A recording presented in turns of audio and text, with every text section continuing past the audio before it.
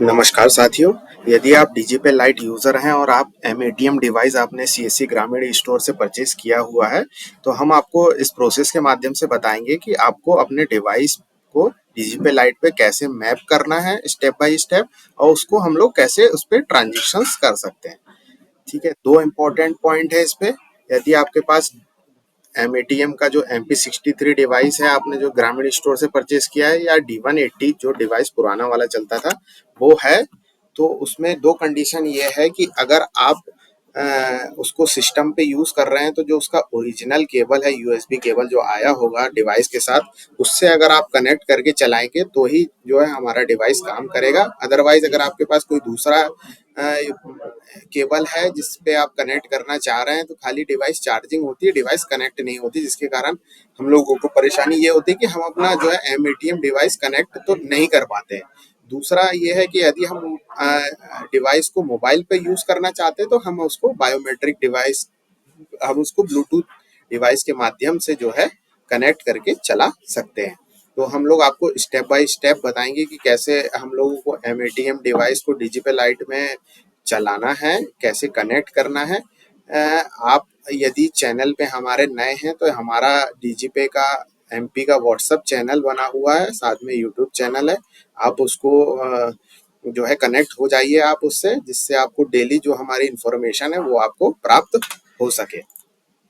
तो देखिए, स्टार्ट करते हैं। सबसे पहले जो हम लिंक डाउनलोड करने की, हम अपना हमारा जो व्हाट्सएप चैनल है वहां से लिंक पे क्लिक करके डिजिपे लाइट के जो ऐप है उसको डाउनलोड कर लेंगे। हम पूरा प्रोसेस दोबारा से बता रहे हैं, इसलिए थोड़ा सा प्रोसेस में टाइम लगेगा।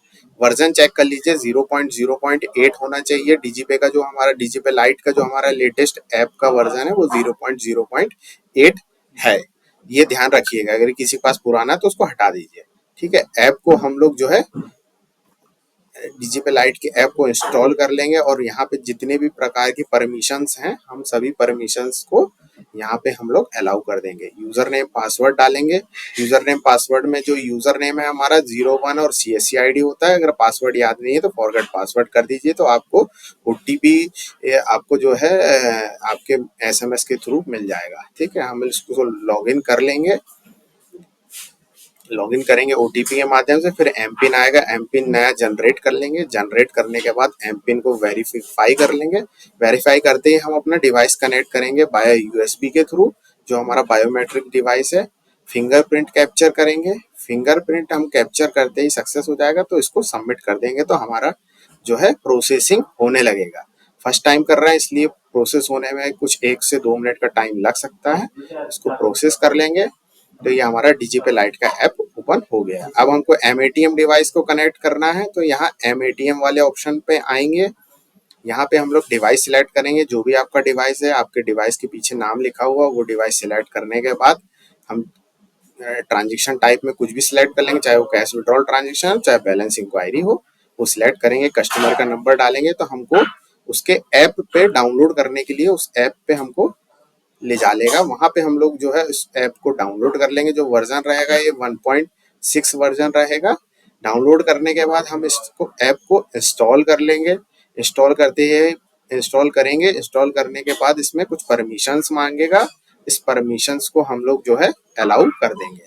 किसी भी एप्लीकेशन में जो भी एप्लीकेशन है सभी को अलाउ कर लीजिएगा। अलाउ करने के बाद जो है हम इसको मिनिमाइज करके हम अपने दोबारा डिजिपे लाइट ऐप पे आ जाएंगे। उसको क्लोज नहीं करना है, मिनिमाइज करना है।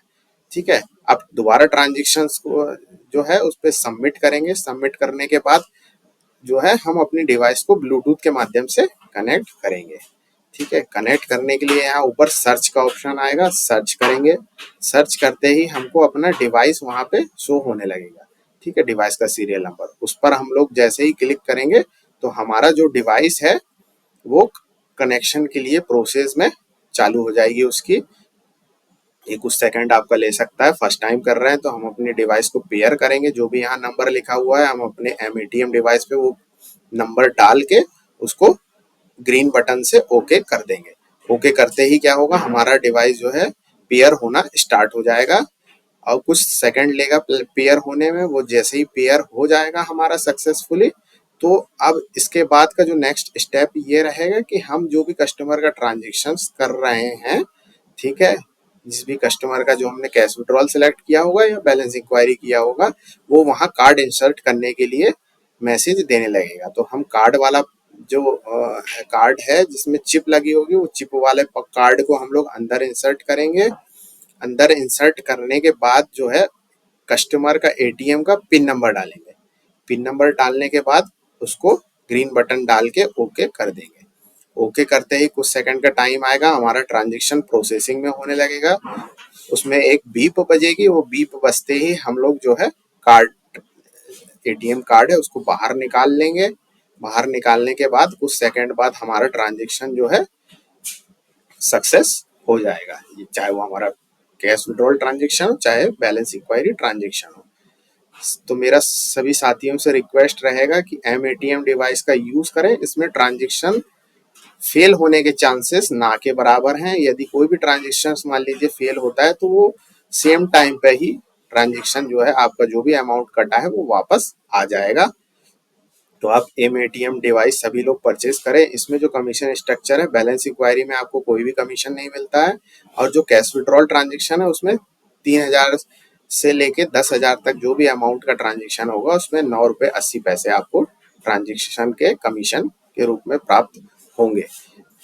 और यदि आपका डिवाइस मैप नहीं हो रहा है या मैप में कुछ इशू आ रहा है, तो आप डिवाइस का सीरियल नंबर और डीजीपी लाइट का यूजर आईडी आप अपने डिस्ट्रिक्ट मैनेजर को दे दीजिए, या डायरेक्ट आप अपने स्टेट में उसको दे सकते हैं। वहां जाके आप देने के बाद 15 मिनट बाद आपका जो है डिवाइस मैप हो जाएगा। फिर आप इसको एमएटीएम डिवाइस को डीजीपी लाइट में इस प्रोसेस के माध्यम से चला सकते हैं। धन्यवाद साथियों।